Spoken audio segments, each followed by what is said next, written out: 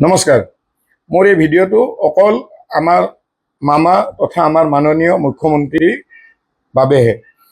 মই মামাক অন্তৰৰ পৰাই খুব ভাল পাওঁ। মই নহয়, অসমৰ লক্ষ লক্ষ জনতাই আমাৰ মামাক ভাল পায়। অসমৰ কাৰণে বহুত ভাল কাম কৰিছে আমাৰ মামাই।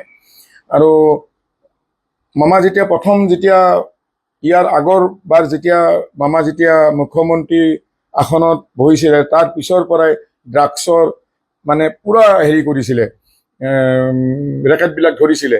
কিন্তু এতিয়া মামা মুখ্যমন্ত্ৰী ডাঙৰীয়া এতিয়া আৰু অবাধ প্ৰচলন হৈ আছে।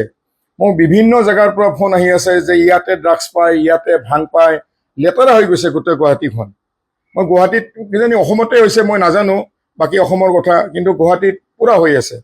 মই সেইবিলাক ধৰিব যাওঁতে বহুত মানে বাধাৰ সন্মুখীন মই পাওঁ, ভয় ভাবুকি পাওঁ। মানে খোলাকে কওঁ, আজি প্ৰশাসনৰ ফালৰ পৰা উল্টা ময়ে কথা শুনিব লগা হয়।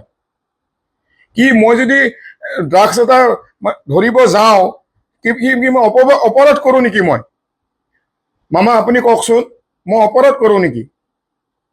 সেইকাৰণে মামা মোক যাতে অলপমান কিবা যাতে মানে সুৰক্ষাৰ কাৰণে কিবা যদি আপুনি যদি কৰি দিব পাৰে, মই আপোনাক হাতযোৰ কৰি কৈছোঁ। আৰু অসমবাসী ৰাইজক মই অনুৰোধ কৰিছোঁ যাতে মামাৰ তালৈ এই ভিডিঅ'টো যায়, পাৰিলে শ্বেয়াৰ কৰি দিব। মই নিজেই এজন মামাৰ ভক্ত হয়। মামা আকৌ কৈছোঁ, মামা আমি গুৱাহাটীখন ড্ৰাগছমুক্ত, ভাংমুক্ত, চুলাইমুক্ত কৰোঁ। আপুনি মোক সহযোগ কৰিব বুলি একদম আশা কৰিলোঁ। মামা চাব, ধন্যবাদ।